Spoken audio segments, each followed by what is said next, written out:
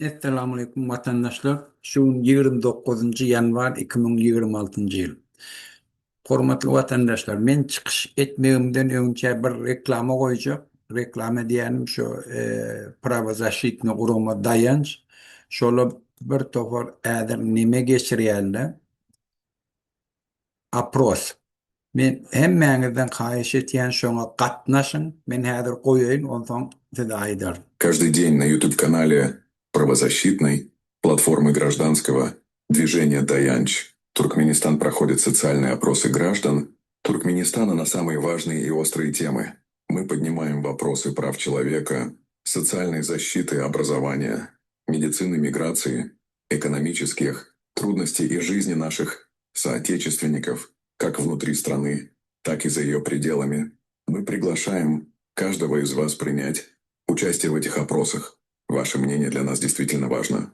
Все опросы полностью анонимны. Результаты будут использоваться в правозащитных отчетах, аналитических материалах и международных докладах. Даже небольшой опрос – это голос, который помогает миру услышать. Türkçe. Dayanç, Sivil Hareketi İnsan Hakları platformunun kanalında her gün Türkmenistan vatandaşlarına yönelik sosyal anketler düzenlenmektedir. Bu anketlerde insan hakları, sosyal koruma, eğitim, sağlık, göç, ekonomik zorluklar ve halkımızın hem ülke içinde hem de yurt dışındaki gerçek yaşam koşulları ele alınmaktadır. Herkesi bu anketlere katılmaya davet ediyoruz. Görüşünüz bizim için çok değerlidir. Tüm anketler tamamen anonimdir. Elde edilen sonuçlar insan hakları raporlarında, analitik çalışmalarda ve uluslararası sunumlarda kullanılacaktır. Kısa bir anket bile Türkmenistan'daki gerçek durumu dünyaya duyurmaya yardımcı olur. Bu sayede yaşanan sorunlara dürüstçe ışık tutabilir ve sistematik ihlallere dikkat çekebiliriz. Platformumuz sizin için çalışıyor. Güçlerimizi birleştirmek, birbirimize destek olmak ve Türkmenistan halkının demokratik bir ülkede onurlu bir yaşam sürmesi için mücadele etmek adına birlikte güçlüyüz ve ancak sizin sesinizle uluslararası topluma ulaşabilir ve değişim yaratabiliriz. Vatandaşlar, şun maksadi Dayanç Topor'un Türkmenistan hemişe bütün Türkmenistan döreni veri daşarı yurtlu korumaları, mecnarodni korumaları elaytı da onun strukturuna yalan informasyon veriyor.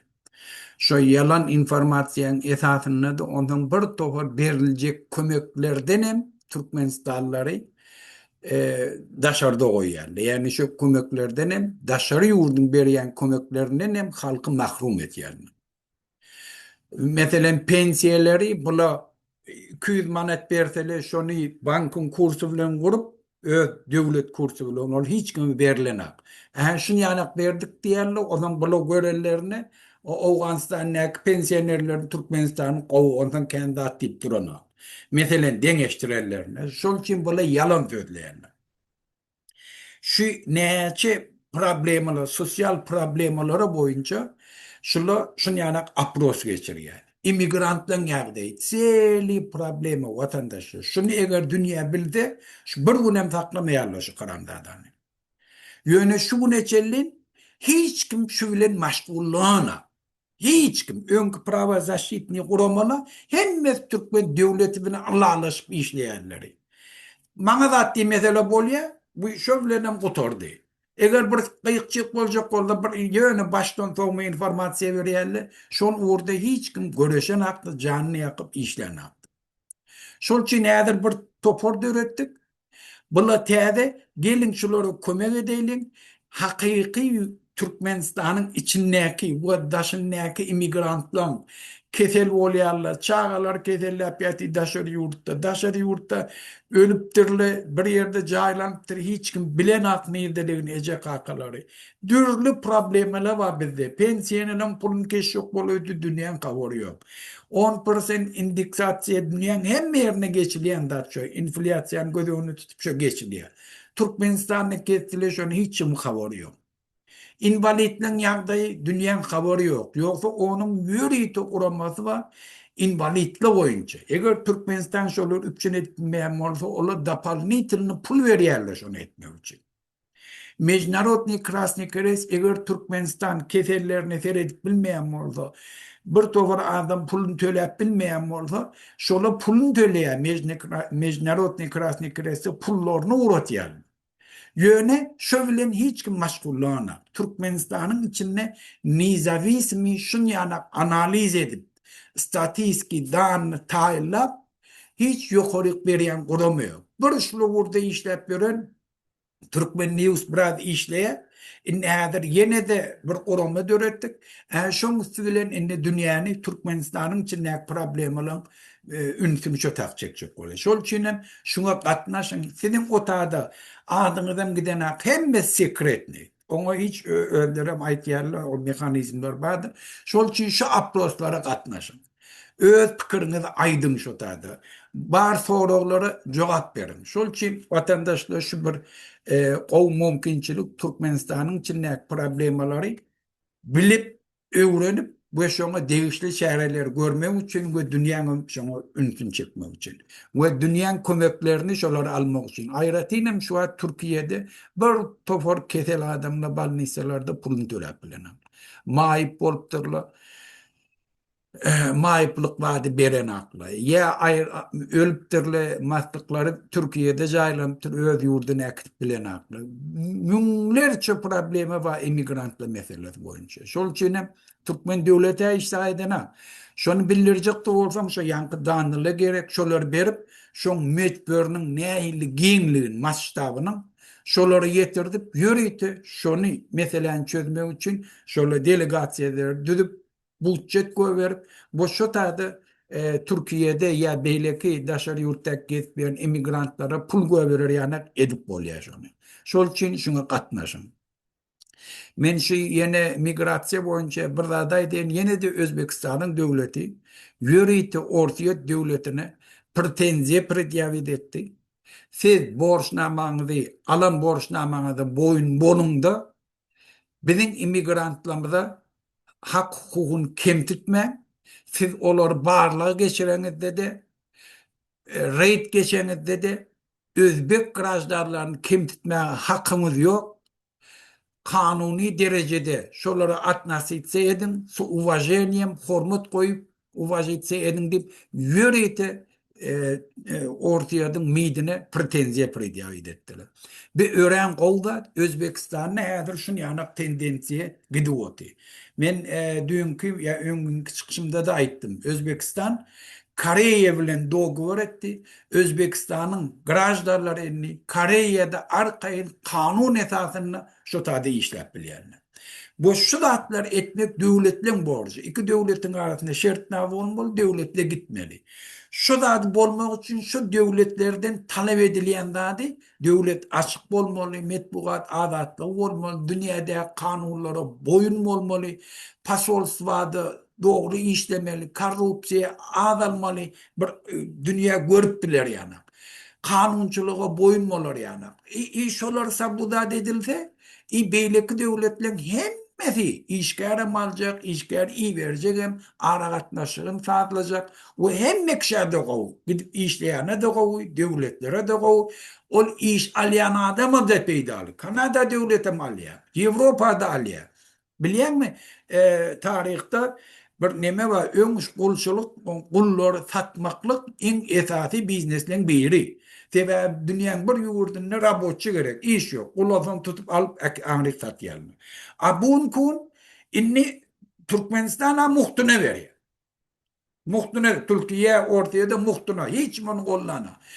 Dokumentlerden düzelenek, yani bar, muhtuna işledi ver, men işim yok. Normalny döwlet bolsa, şertname etýär, adam ýanak işler, öz şu ýurdun, öz grajdarlary ýanak işler, hak hukukun alıp, hemme kanuna laýykly degişli benefitlerini alıp işler ýanak etýärmi. Şonun onun özüne göre uslovia var. İki döwletiň arasynda iýerýän we kabul etýän imigrantlar döwletiň arasynda şertname bolmaly.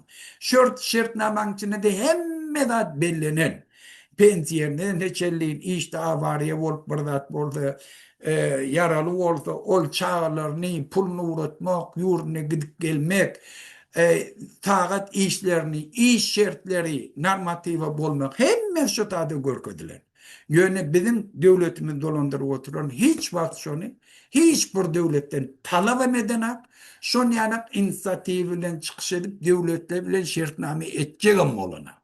Şol için bizim vatandaşlarımız özüm şu Orta Asya'dan en köp daşar yurdu edip işleyenler de bizim halkımız.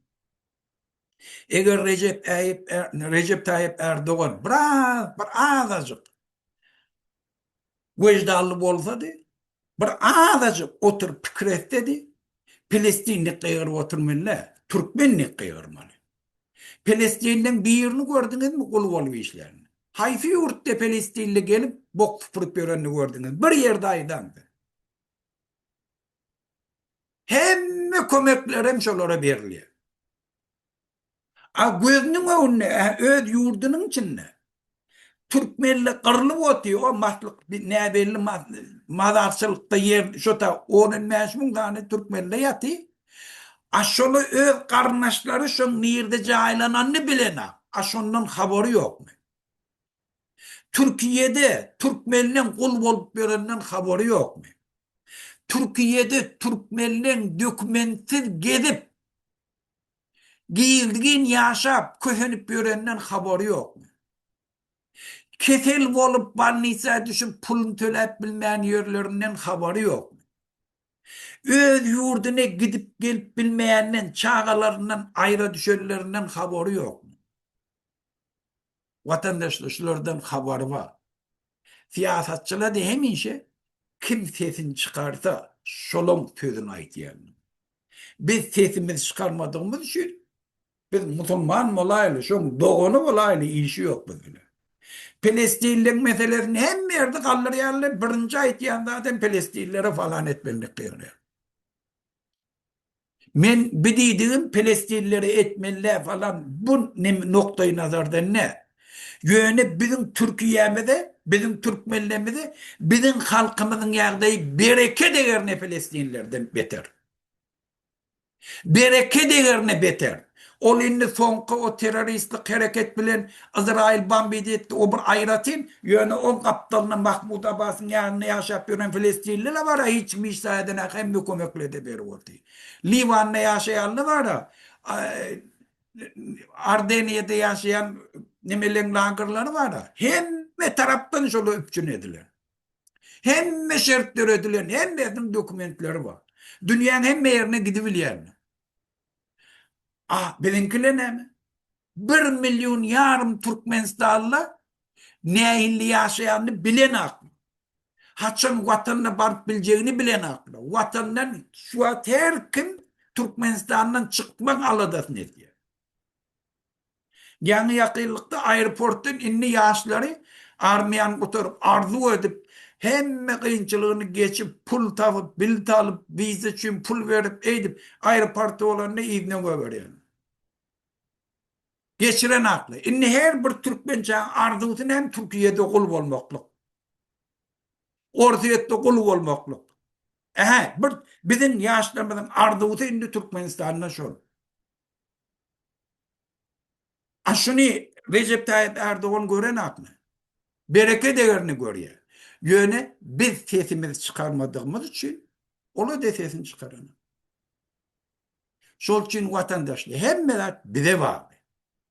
Ben eğer sesimizi çıkarsak şu meseleleri hem yerde göllerinin önüne görür yanak edip bilsek kayıkçı etsek onu da bir tarafa. Şol için göre teadır televizyoniye koydular Türkmen sesi deyip günne de Türkmenistan'ın meselesi boyunca da aytayalım. Şunun hemmesi bizim hareketlerimizin neticesi.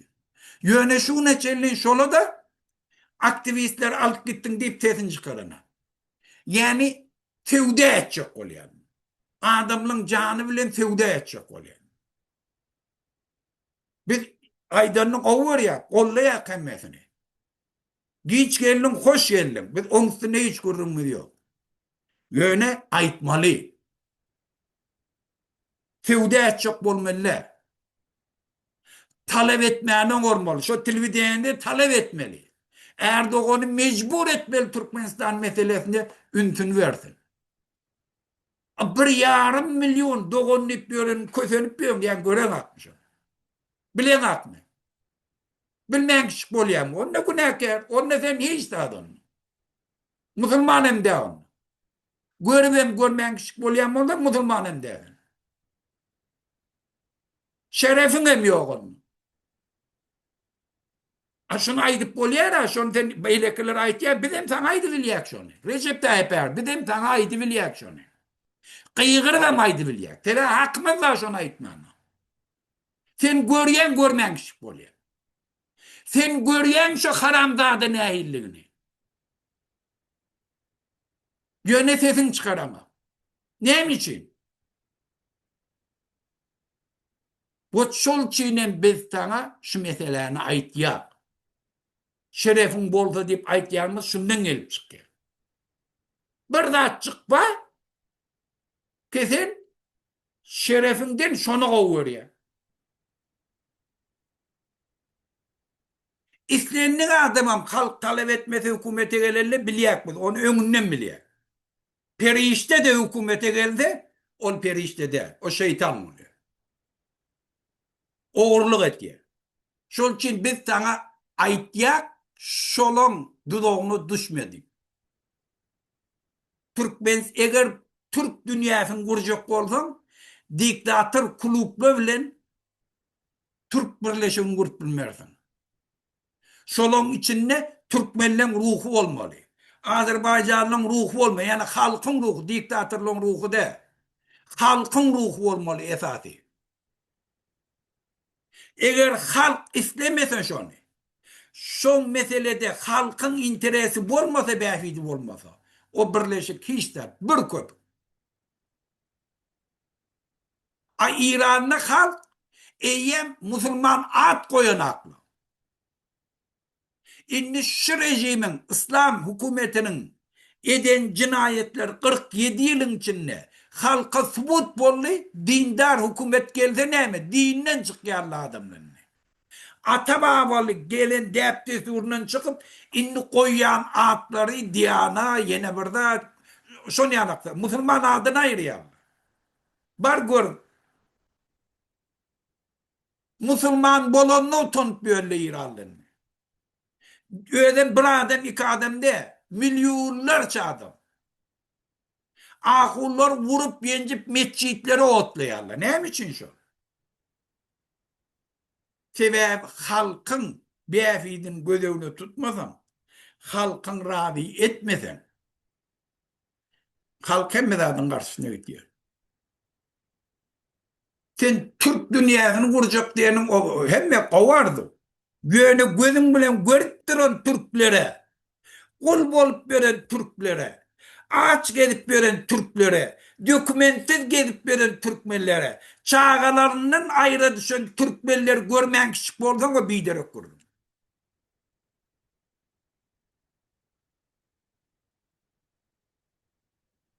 Şu sebeptense birinci etmelilerden Türkmenler boyunca. İkinciden İran meselesinde İran devletinin tarafını tutacak olma. O haramzadalığın diyen dağıtlarını diline getirip aytacak olma. İran'ın içinde İran'ın rejimi İslam hükümeti halkını kırdı. Bolluk vesselam kırdı. Yararsız gelen, köşe gelen şu hükümete narda adamları avtomatı tutup öldürdü. 40 bin adam öldü. Bokunu yerli diyerli o gelenle ay o bir yurdun agenti bir yurdu. Bokunu yerli. 18, 19, 20 yaşındaki çağaları öldürdüler. 70% 17, 18 yaşındaki çağalar. Siz eğer şerefli vecdanlı olsanız, Müslüman olsanız, İran hükümetinin pasolunu çağırıp da ne edip diyorsunuz? Ey haramzadılık kıygırmalı şolara. Afsanlı pretenziyanı prityavid etme. Şunu etmeseniz, hiç vakit İran'ın dost olabilmeyen. Bu zaten beyleki devletle de seyret, beyleki halkla da görüp otu. Ola Türkmenistan'a sesin çıkarmayanın şonu yana. Başka ervet niyetin bağlılığını belli etýän. Halk kırılıp otyka, Maslahat ne men gurun ota. Halk kırılıp ota.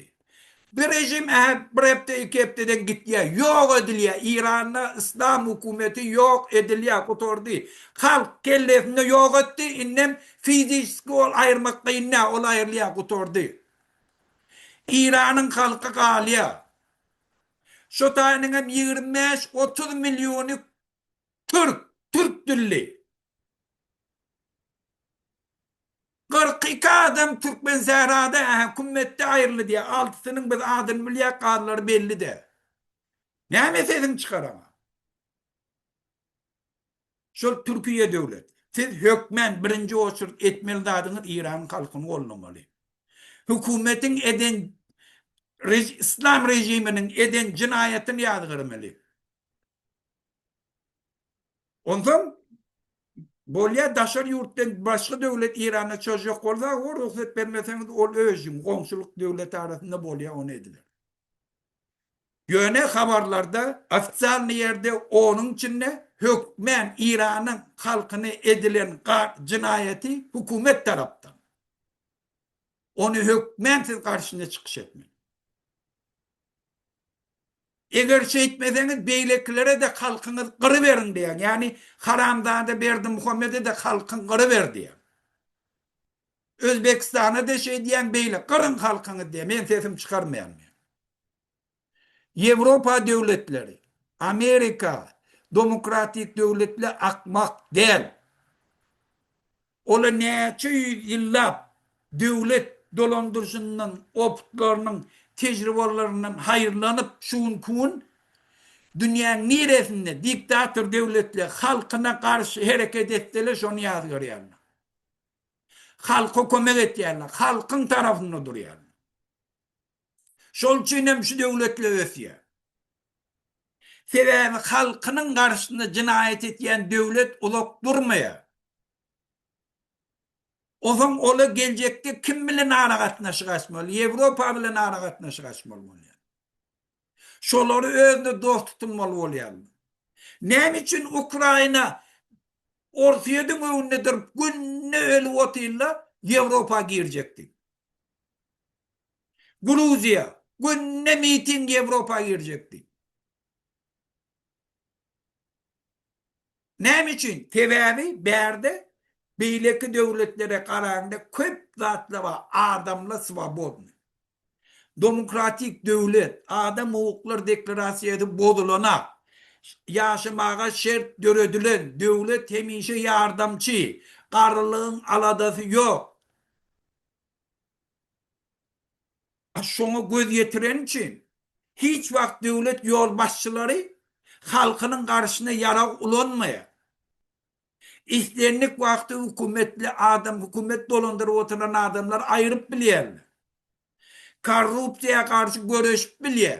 Esasi napravleniyeleri korrupsiya, devlet yol başçılarını oğurluk ettirmesizlikten var. Sebebi ettirmesen, ola halkının karşısına olsan yara olunmaya. Gittiyse git. Haçanem öz malını, mülkünü, halkını oğurlan, azar veren adamla hükümetten gitmeye. O zaman şola ayıracak olsan o zaman ola halkının karşısında yara kullanıyor. Ola İran. Şol için siz şu da bilmeli.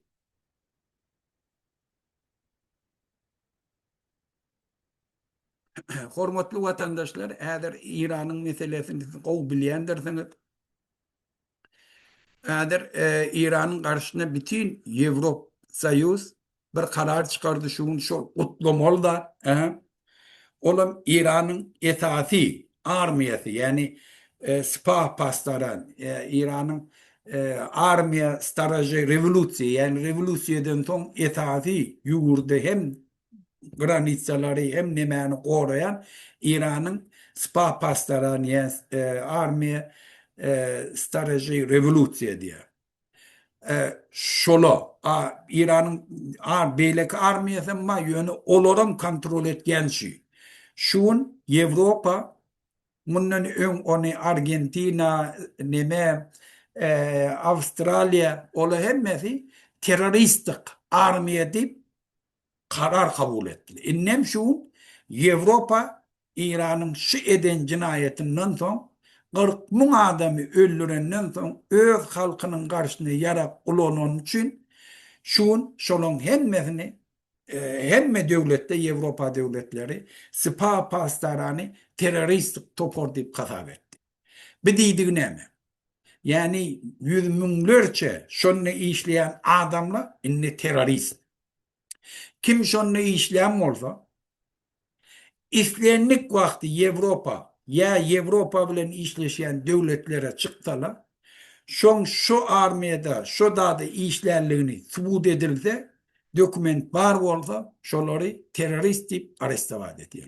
Yani polna aslavaneye bak, arestevat etmem.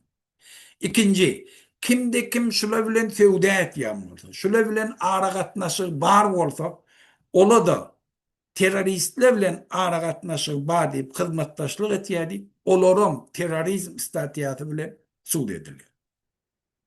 Üçüncü, kim şolun hareketlerini metbuatta kollasa teröristlere kömek etiyor deyip olara da statüye atayım.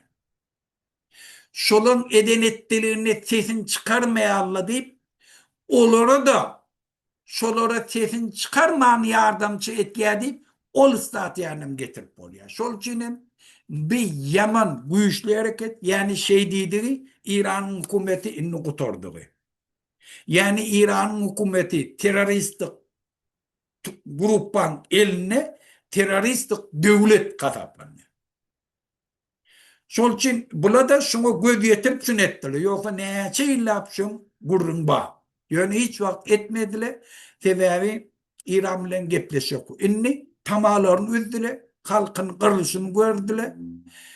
Bütün dünyanın yüzüne İranlı, milyonlarca İranlı köçeye çıkıp gelin bize kömek edin deyip kömek soradılar. En son esasında da inni bu devletle de İran'ın esası armiyası olan spa pastaların terörist topor dediler. İnni şon karşısında İslamlık bayanını çağıran görmeyene de şu dokümentlerin esasında bak. Trump'a da kanuni esas dörep bile İran'ı çözmek için. Onun kararı yani adam hukuklar nimesine Sovyet'in de geçirilen olan bir esas olup bile Trump'ın İran'ı çözmek. Ve inni İran'ın devleti durup bilmeye. İran'ın devletinin meselesi çözüldü. Ol ayrılmalı. Ne ile ayrılmalı? Ol başka vurdum. O kıyınçılığı var. O yöne prensip İran inni devlet bolup şatağa durabilmeye. İran'ın ahurlar ola da şoňa göz yetirdiler. Şol çinem öz mostlaryny döwdiler. Yani hemme toporlaryny elini kanına bulody. Kameni inni gidere yeriniz yok. Ta ölýänçe galar urşardy. O onem edibilmerler. Sebebi şun İran'ın içinden ön premier minister bolan son prezident saylawa gatnaşyp uton sayıldı uton yöne Hamene'yi onu arestevat edip koydu ona derek Ahmadinejad'ı getirdi. Şol adam yine de Damaşni arestten abyavid etti. Men hemme armiya nimelere yüzleniyen biz inni in son gelmelerimize geldik. Biz tupike diredik. İnni yaranız yere koyup inni halkının karşısına görüşme Hamene'yi boyun bolma, hükümet kuruluşuna boyun bolma, azal taylav geçirmeye şert üretmen. Olan şunu yani çıkış edip beyanat yayraktı. Yani inni İran'ın içindeki, hükümetin içindeki oňşuk bir hili hükümet saklayacak bolýanla da inni göz yetirdiler. İslam hükümetini ayırmalı, Cumhuri İslami'ni ayırmalı, taylav geçirip başka düzüne girmeli. Şunun için bu da dine vakt meselesi.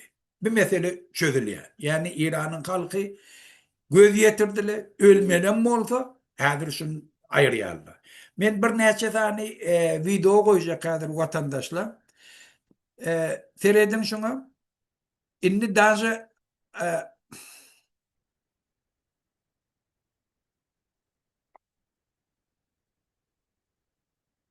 Şu Tehran'ı şu attı bolup duran dağıtla. Ola halk tesin çıkarman durana ola.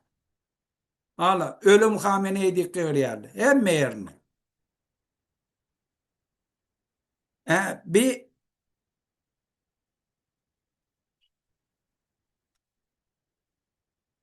Bugüne kadar kefeli vakit bilinç takşiri moderasyon tağil miyle. başlı. Yani Mir Hüseyin Musevi beyanatı. Aha. تاثیر داده چه نکاتی داشته؟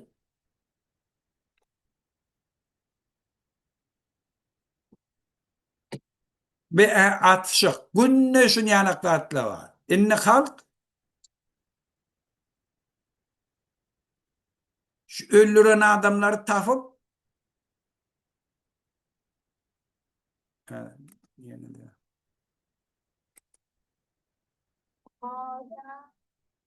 Şun yanak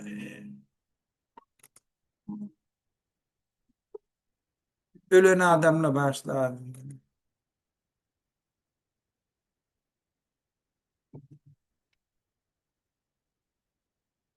Madarçılığının adamla şeyle kıygırıyor.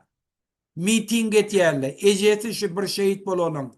Men oğlum halk üçün öldü. Men oğlum ogurlyk edene, biwejdançylyk edene, haramzade däsir ýanak diýýär.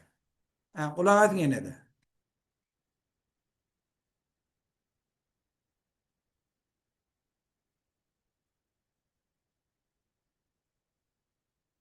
Haramzade dätdi diýe, ogurdy dät diýe. Men oğlum halk üçün, watan üçün şehit boldy diýe. Müňlerçe şu ýanak videolar we watandaşlar inni kän video we näme akynda inni şu öldüren adamları tanıyarlar, videolar nemesini koyarlar, suratlarını İran'ın içinde toporlu dörep, inni barıp şoları öldürüp yiyorlar. Bir tane afiseri yerin aşağına giydirgeniptir, barıp çıkarıp vurup otuyurlar. Şunu yana kadse inni köpeliyor. Şol için birinciden halkın karşısına giden hiç vakit fikir etmesin. Onu tapmarla, bilmerle, bütün ömür şeyle yaşarım kadim. Onu hükmenle kaza ediliye, kanunun önüne cevap veriliye. Eğer kanunun önüne bolmasa da şun günahı boyunca şehit bolan adamla, ziyan çeken adamla şolun özlerine kaza etkiye. Şol hükmen bolyadı. İnneki spa pastaran terörist topor deyip ıglan ettilemin olan emmez iyir güç kanunun önüne cevap verir. Mun soğuk damlısı yok. Şu ölýänçe enin giyitlerin saldatları yana, ofislerleri yana giygak gezmen onam taparlar. Yok ben İran'ın içinde de bir topor dörederler. Şolar dünyanın nerede olsa da İsrail'in dörediş yana barın tapın öldürün diye. Onun üstünde hiç kurrun diye. Inni büdövürde önkü yanak o köne pasportlu yok suratı da. Hemme zaten nire gitsen eyyem iktisarın üstünde oturursan sen nire giden ne çellin bilip bol ya nirde yerleşen ne çellin bilip bol. Şol için 21. asırda men kaçıp giydirgenip günün görerini cinayet etti şey demeklik akmaklıktır. Şol için men Türkmenistan'ın içindeki hükümetin içindeki işleyerler ayçak oluyor. Şu haramdadan olla halkın karşısına cinayet edemem. Siz iyirde güç şu eden cinayetini de cevap vermeli olursun. Bunun günü belli. Bu günü ödem tanıpıyor. Bereket eğerine şun günü tanırlı. Şol için bunun gelip göreni hadir yöne. Halk hadir islanak. İslanak diyelim ayağı kalana. Kalın günü yok oturdu. Ödem hem şertle. Şuna bardı, şu adam yeri yok. Ne Putin itliyor şunu, ne Erdoğan itliyor şunu, ne halk itliyor. O Avrupa ola ki hiç. Ola bizim üstümüzden gülüp bir Türkmen halkının üstünden neyle şunu yarıp durağı terpid edip gelip böyle. Şol için hemen bize bağlı. Vatandaşla seyredin, şu İran'ın tecrübasında kadar şu 40 muna kolay adam ölen. Şon hemme suratları çıkıyor, atları bilen gününü okuyarlar. 300 neçimin adam yaralı olan. Şunun 70%'i 18, 19, 20, 23, 24 yaşındakiler. Görün, şun bir manası var. Şu manası şundan var. Yaş olalı ece kakasyny günäkär bilýärler. Siz bir rejimi bize miras koydunuz ki biz inni kanımız döküp şonu etmeliyiz. Siz sesiniz çıkarmadınız. Siz korkup şunyanak şulan eden ettiliğine sesini çıkarmadınız. Şunyanak bir şeytanlı hükümete geldi. Deşkimli hükümete geldi. Inni biz kanımız döküp şunu düzeltmeli olacaktı. Şola da hiç kulak atmıyor. Inni hükümetten bir belli doktor var çoğunganı şu oğlu, yaş oğlu şehit bolupdur. En şol doktor rejim görüp otyp. Günem gowy, hemme zady gowy. Ýöne şoň oğlu gidip mitinge gatnaşyp. Ol pul üçin ne? Pul bagly, ýaşaýyşy gowy. İran'a azatlyk gör. Yurt dargan. Şu görýär, şu ýurtda şu ýaşa bilmeýär. Ece kakany taşlaýan gidibilmeýär. A geljek hem şoňky. Ece kakadyny gutordy. Ýöne bir ýaşamal geljekdi. Şol üçin durup bilenak. Şu ýurtdy eger men düzeltmesem maňa ýaşar ýanak ýerde ece kakama men saklamaly. Men şoň aştady boljak boldum, maňa gün ýok. Şu zatlar adalatsyzlygy, ýurdyň büýdüdgünligini, korrupsiýany şular görüp, şu köşe çykan adam. Azatlyk isler. Din hükümeti bana gerekli diyor. Hemme hükümetin içindeki işleyenler çağırlar. Köfte hükümetin içindeki işleyenler. Köpsi vatandaşlar şu şehit bolulun köpsi hükümetin içindeki işleyen adamlar çağırlar. Şola ece kakalarını görýärler, işläp oturlar, hizmet etýärler şu devlete. Ýöne korkup sesini çıkarmayanlarını bilip olu ece kakasynyň kulak asmany köşe çykan adam. Şol üçin biz Türkmenistanlar gelin hemmemiz öz günämizi boyuna alayly. Biz öz borcumuzy wagtynda şu ýurdyň eýeleri hökmünde çağalamyzyň öňünde, çağamyza goýmaly mirasyň öňünde biz jogapkärçilikli çemeleşmedik. Biz korku astynda ýaşadyk. Biz ýurdumuzy düzeltjek bolmadyk. Düzeltmäge çemeleşmedik. Ýurdumyzyň baýlygyna eýe çykjak bolmadyk.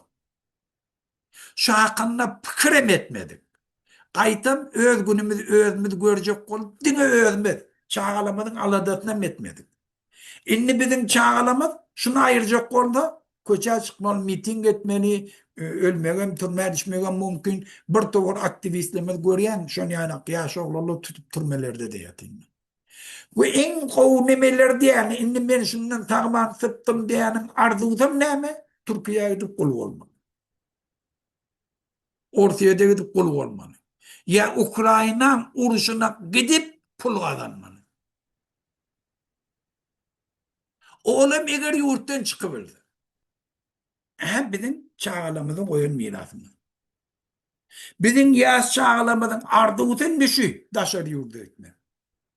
Biz bir hükümeti koyduk ki biz doğuran çağamıza biz şon kakasi votik şona ecetli votik armaya beriyat vatanı korasın deyip öldürüp öldürýärler ya maývet ýerler ya aş saklaýarlar ya kesel edip bir berýärler.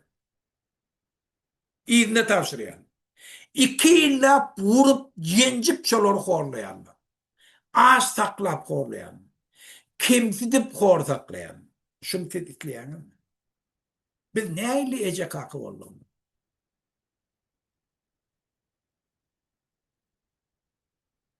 Şulan hemmes burdatdır. Şu bir derek özümüz anlap, şu korku bizi anlatıyor. Ay fiyaset bizim işimizde, o haramdada bir togor akulla fiyaset bilin işin bolma deyip görün. Haramdadalar ama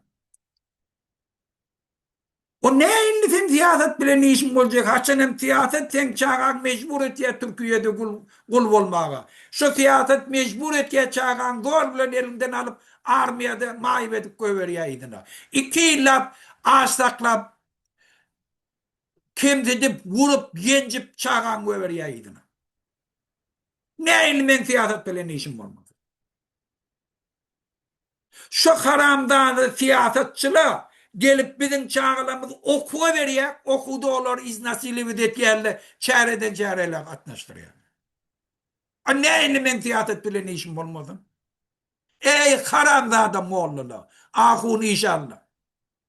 Hudayın adı bilen pul kazanyan haramzadalar. Sizin borcunuz siyasetçilere aitmalı. Halkın seret, halkına seret deyip. Birinci siz aitmalı şunu.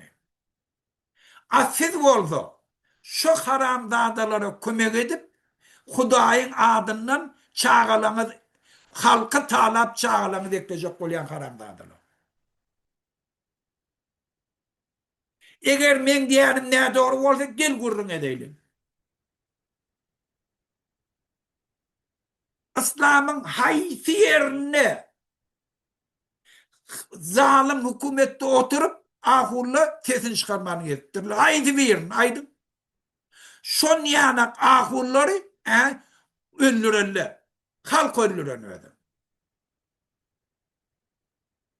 Yönetim halkın tarafını tutup şu zalimlere karşı sözünü ayırıp öne çıkan orada şola da du. Şola da İslam saklan. Dini zertoşti, iminle şul için ayrılıyor. Şul için dargaya. Yoksa en özen İslam'dan önce şu en dinden yayıran zertoşti değil. Yönüş olan hemmeti hükümeti eline alıp hükümet yol başçılarının nemeleri bolup şolun hizmetinde bolon için halk şoları yirgeniye. Şol için hem şoları dargatıyarlar.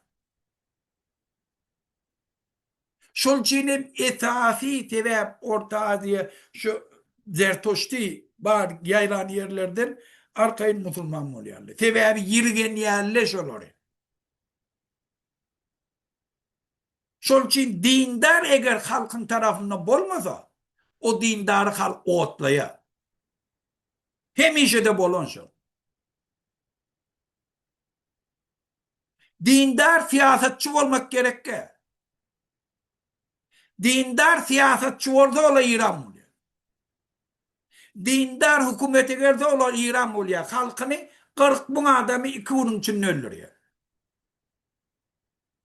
Dindar yönü halk bilen hükümetin arasında olmalı. Halkın ardını hükümete getirip bilir yanak bunu.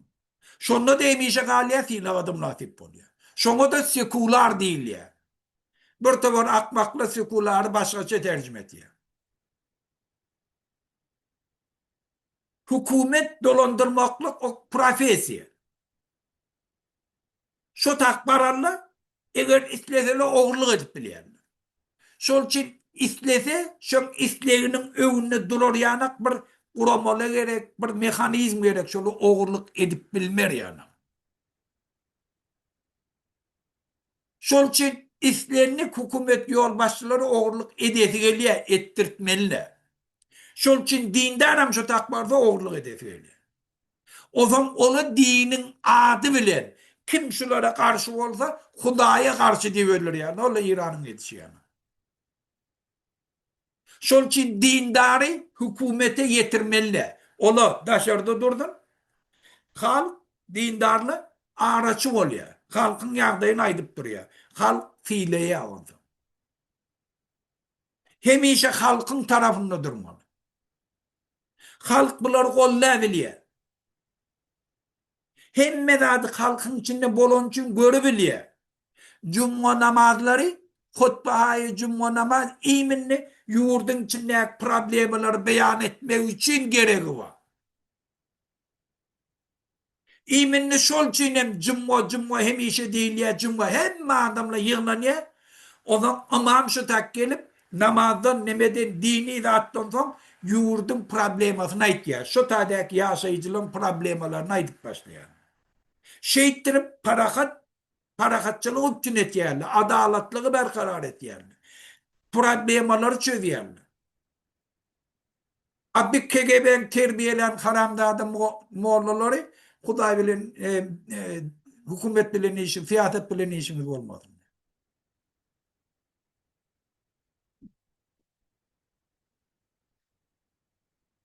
Hormatly watandaşlar, şol üçin biziň hemmemiz borçly şu watany ütgetmeli. Ýurdumyzyň baýlygyna da ýe çykmaly. Ýurdun içinde de ýaşamaly çağalamyzyň arasynda. Çağalamyda da bir döwlet miras goýmaly ki, islenlik wagty ütgedip bilsinler. İslenlik wagty ýurtdan çykyp gelip bilsinler. Ýurdun baýlygyny öz ýurduna singdirer ýanyna etsinler. Her bir ýurdun içinde ütgeçlik bolsa, arkaýyn şola da şoňa gatnaşyp bilsinler. Biz şu şerti töretmesek, hiç wagt biz gowy ýurdy öz çağalamyda miras goýmaýar. Şol üçin gelin watandaşlar, öz ýurdumyzda eýe çykaýly, öňkü göberen ýalňyşymyzy inni göbermäýli. Eger biz şunu etmesek, erteki gün bizim çağalamız kanun döküp etmeli. Bizim östüren çağımız göne İran'ın o bolup duranda. 13-15 yaş çağlarını ece kakalar ağlar, değerlep yöldü. Şola kanun döktülü, o ece kakalar korkuk gezi tesini çıkarman 10 şok olup, inni yaş yetiştiren çağlar ağlarını döktülü. Şol için geç onu ettirmeli. Gelin häzir 11-nji nemede hukumetin özü koyan stadyonuna adamdan ýanamagy mümkinçilik töretdi. Bu haramdady hemme zat eder. Häzir hemme studentleri, hukumet işgärlerini trening geçip otylle şol özleri doldurjak bolýar. Birinciden şu studentler, şu trenerlere, mugallimler, ola da biziň halkymyz. Ola da şuna zainterese bolun. Şunu ýanak ýaşaty gelene. Şol üçin olaň özü biziň adam. Göne bir adam şu tağa çıkıp, öňe çıkıp, gelin bese deýliňini, gol bolmaýlyk, biderek normal beýlek döwletle ýanak ýaşaýly. Hi bolman Özbekistan ýanak, şu Türkmenistanly Özbekistana Taşkent doluş we türkmenlerden ýanak. Ayda 5-600 bin dolara çeldin şu taada aylık alıyor. İyi olman ol, öz grajdanlarını daşar yurtta oraya. Daşar yurt işlemek için devletle bilen şertname edip, öz grajdanlarını korap, o pul kazanıp biler yana ediyen. İyi olman ki şunu yana edelim. Gelin inni beth edelim şunu. Şu 11. fevralem en amatlı vakt. Stadion doldun daşına yine yığınanım. Darrınla hemmemiz var öyle. Sizin önünüzde durabilecek adam yok. Geçinmeyen yerine dur verin. Sen baryan, o nire alıp gitsin, ne mi değilsin tamam. Barın şu takıyor, yöne barın. Şu yığınan adamdan hemmedi Berdi Muhammed der, biz Berdi Muhammed'e ayıracağız. Şu haramdadan ayıracağız. Kalanın hemmesi zainteresi olun. Polisiyadan hemmesi. Şu polisiyadan şun yanak işleti gelene. Bir vicdan, bir namus, imansız olup işleti gelene. Ola da dastoyunu ayna alıp, halkın arasında kellesini kaldırıp, avraylı yaşanlıklıya. Geleceği üpçün mü olsun? Normalde caylarda yaşasın. Nedir beriyen caylarını ertiyeline, hem turmaya materyalini, hem beren depozit pulum, ona mal yerine öldüm, turma ayarlam olsun, kuntet yerine bağışla. Ama turmayan yerine marjok olsan ayarlarına miznasıyla ödet yani. Yalan olsa aydım. Bu şey bir derece yetti, inni hemme kişine düşünni. İnni şun dige başlamalı. 11. fevralem en amatlı vakt. Alan vakt halkı bir yana yığınamak kıyın. O övünü geçibiliyor. Berdi ödü. Bütün dünyanın üntem şu tane. Arkayın barıp bol ya. Biltalyan var ya. Nire futbol görmeni var ya. Ronaldo'nu görmeni var ya. Ha o ne mi? Barın şu tane.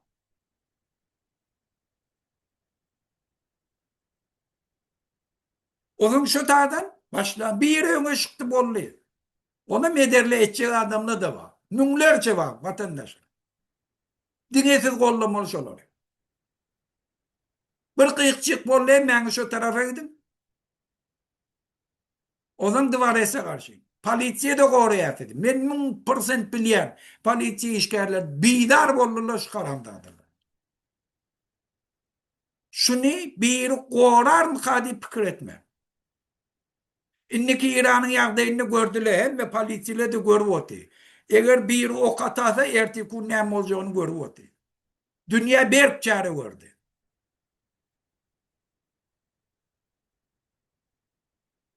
...21. asırda giyilgen gezilecek yerem yok. Şol için o pikir edip oturmadılar. Ay dokumentim düzöllerin, eyderin yok. Hiç zat edebilecekler de yok.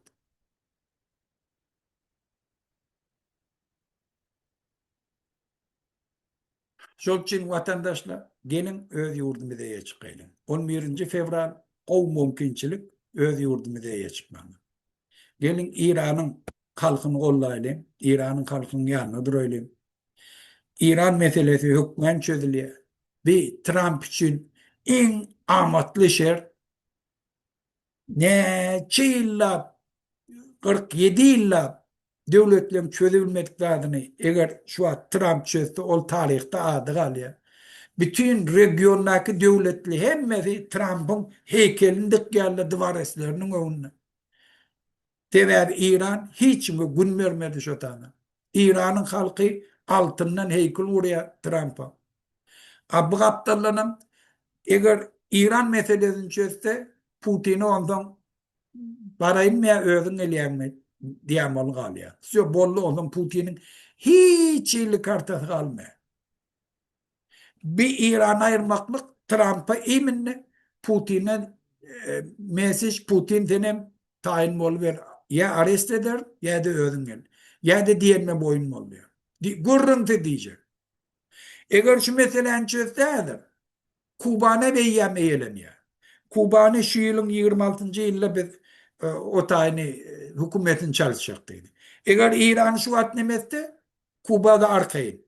Eğer İran alvilmese onda Kuba'nı malvilme. Amerikan Çin'de de avre kalya. Teber şu an impeachment edecek kolpuyla Trump'ı. Eğer şu meseleler çözse hiç mi impeachment vermiyor. Gaytam Nobelski premiyanın verirler. Şol için Trump'a ören vajny İran meselesini çözme. Şonun çözüyor. Hem İsrail'e en gerektar. En gerektar şun kun. Şun kun etmede İsrail bütün ömrü ondan kalın ömrü korkup gelmeli. Trilyonlarca dolar çıktı etmeli İran'ın kopunun özünde olar yani. Bütün Arap devletler ola şun kun ay biz uruş İslam'da eyle beyle diye ola hadir anan bilenak Trump İran'ı çolur mu çolmaz onu. Çolsa da ay deyik kaçmeder ertikun bir de problemi olardı. Haçanam anandırdı eyyem ayıryan şonu. Şol çinem hadir anandırı olçun hem de güçlerine yığnadı. Şu sebeptenem oladı şuna razı. O öyle mi hükmen şunu etti. Amerika'daki yevreyle gününü koymaya Trump'ı eğer şolu iş etmedi. Şol için İran'ın problemi çözülür.